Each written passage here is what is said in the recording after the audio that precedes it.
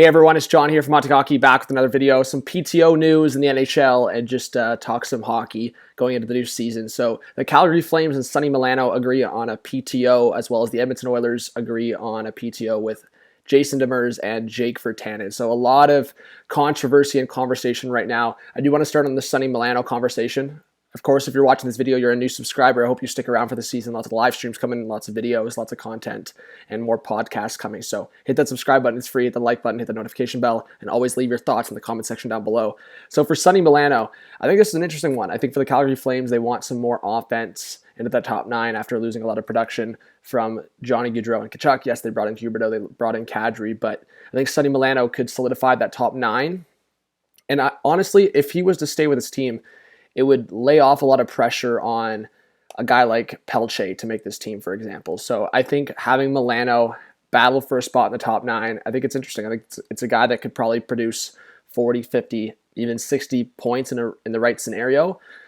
I honestly could see Sonny Milano on his second line with this team. If you wanted to go really solid with a third line, like of Coleman, Backlund, and Dubé, for example, then you could have the second line including Milano, with maybe a Kadri and Mangiapane, for example, if Toffoli was on the top line. You can go in different directions here, but Milano would be a fit on the Calgary Flames, and a really good fit, in my opinion.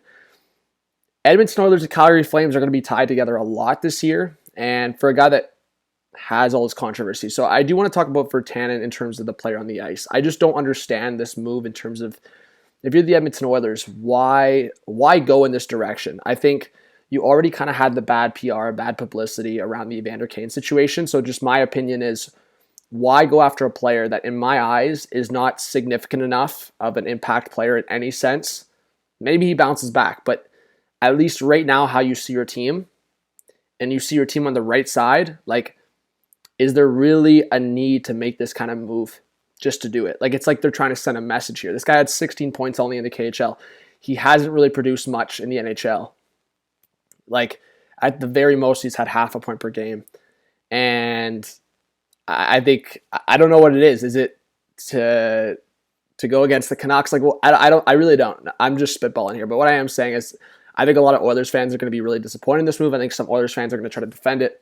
I'm not going to speak on the off-ice because I think that's the legal side of it, and I think at this point you can speculate on what you think happened or you didn't think happened. I think either way, why do this? And I think Jason Demers makes some sense here, just in terms of give the guy a chance. He's been an NHLer for a while, played overseas, played for the Olympic team, played in the KHL for a bit.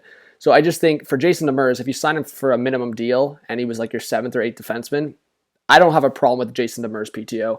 And I'm not even saying that Virtanen, in terms of his NHL production, maybe he could be a 4th liner in this league, maybe even more. But I think in terms of everything that's happened, maybe the Oilers did a lot of research. I'm not too sure, but it's definitely interesting to see what happens out of it. So I'm a little questioning on why the Oilers would go in that direction, especially after the Evander Kane situation.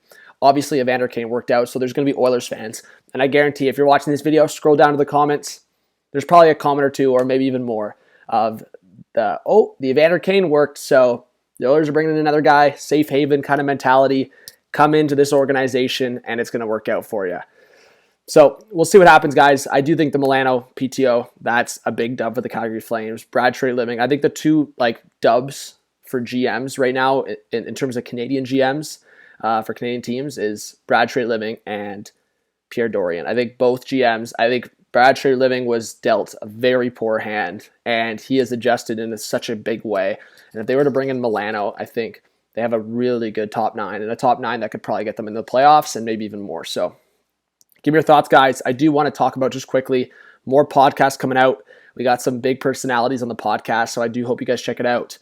New videos coming out. Streams will be coming out as preseason gets going. I'm going to try to do at least 2 streams per week. My schedule is going to be really hectic with all the new stuff I have coming. So just personal stuff as well. Like, I'm trying to balance everything, and it's kind of been a struggle a little bit, but I am trying to get content out. So thank you so much. Hit that subscribe, hit the like, hit the notification bell. Thank you so much, guys, for watching. I appreciate it, and we'll see you all soon.